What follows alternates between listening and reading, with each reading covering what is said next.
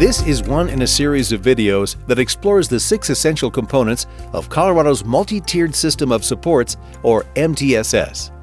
These 6 components support the Colorado Department of Education's goal of every student every step of the way. In this segment, we'll look at shared leadership, which is the coordination of training, coaching, resources, and evaluation to support the implementation of MTSS through shared decision-making by a group of individuals who represent the school, district, and community, such as students, family members, general and special educators, and specialists.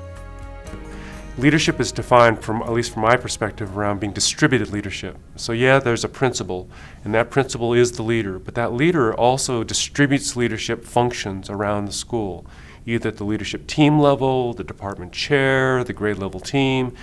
That set of leadership functions supports the MTSS implementation. Now, if you look at the leadership literature right now, and there's some great work coming out of the University of Toronto and other places.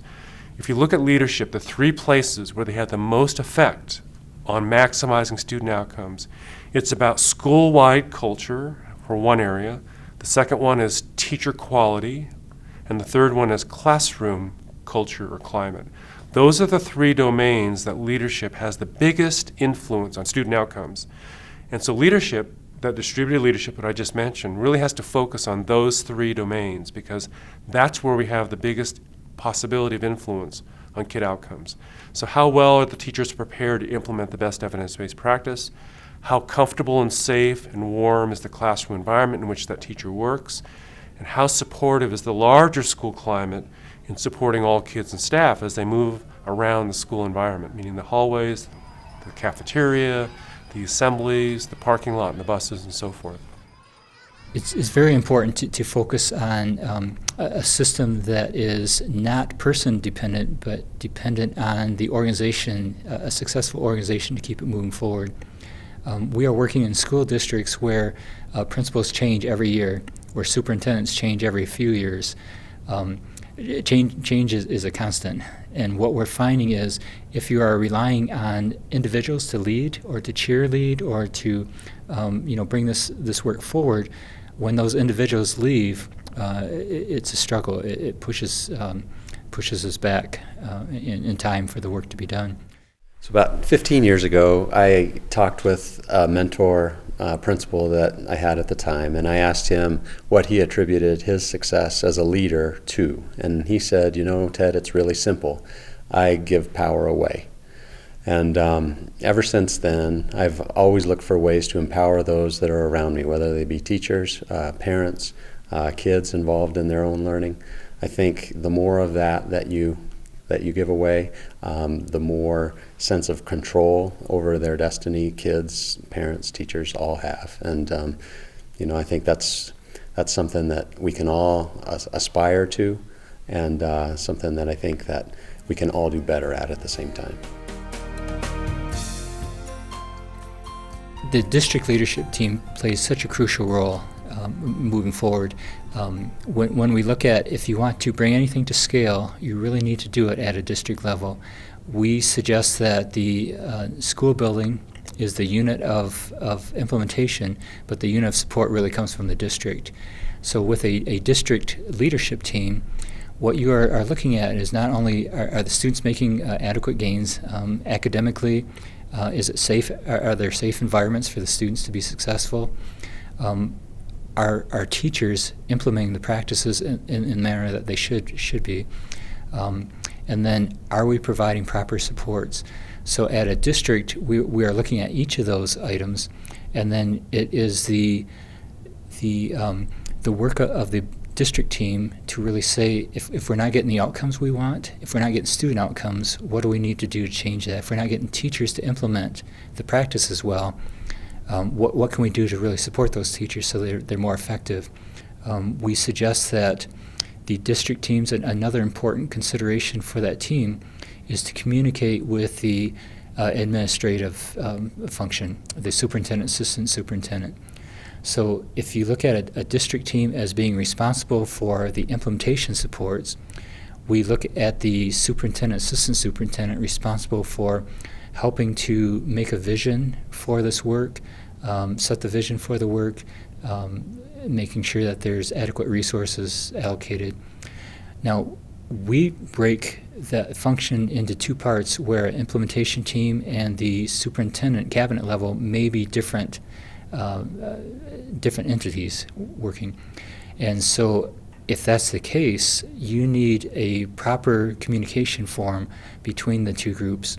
And what we have found to be very effective for communicating the needs and for helping to monitor is to set up information loops that would include what is nice to know. So the implementation team would send information to the cabinet, what's nice to know, what is needed to know, and then finally what is needed to be acted upon. And through the process of monitoring, that is how we act upon and improve the outcomes at the district level for the individual buildings.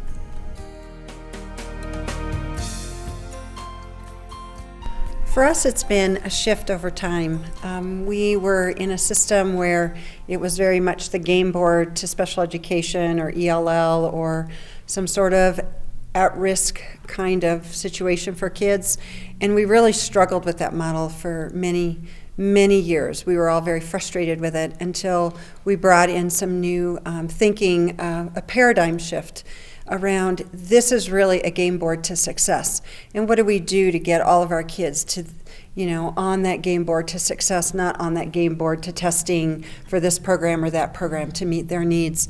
So we really came together and we moved away from the expert model to where if a teacher was struggling, clearly the expert's going to come in and fix that child for me, to where it was more a collaborative approach of grade level teams with extra support teachers, but nobody sat there as the expert.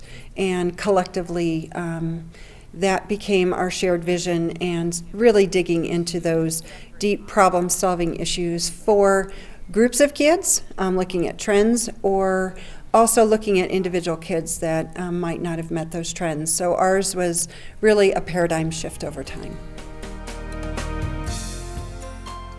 To really get to a school-wide shared vision and shared leadership, we had to move away from the model of one teacher representing each grade, and maybe one teacher from the special education department and one teacher from the elective department, and move from the one representative from each department into everybody in the school. And we did start out with one representative from 3rd grade, 4th grade, 5th grade. So we had, 8 people on the committee.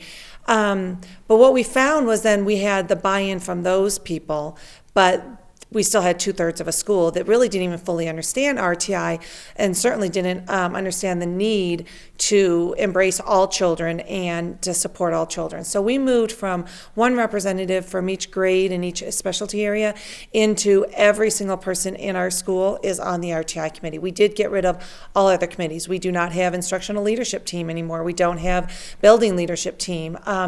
We don't have our professional development team because everything is embedded into our RTI team. Going back to how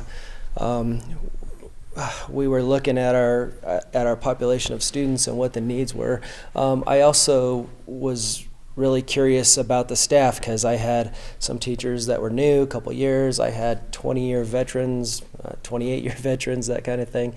And so everybody had something to bring to the table to benefit kids in a different way. The Elementary and Secondary Education Act, ESEA, and the Individuals with Disabilities Education Act, IDEA, are intended to complement each other in providing supports for every student. This requires problem solving at the local level to determine the best use of funds, resources, and educator time outlined within each act. Even if a student doesn't have the label under the specialty that you are, you still have special skills that will help that student. So for example, if I'm an ELL teacher, just because the student's not an ELL student, but they have language-based issues, I certainly have skills that can help that student, and they are welcome to come and work with me. I might push in and work with them in the classroom. We've gotten rid of the lines. I believe if you're a true RTI school, there aren't any lines. Special ed teachers do not just work with special education students. ESL teachers do not just work with ELL students. It is every student is able to work with any adult if that adult is going to have some skills that will help benefit them. one thing that I think happens a lot in our school is a lot of distributive leadership. I have a lot of great teachers who are they are better thinkers than me. I count on them.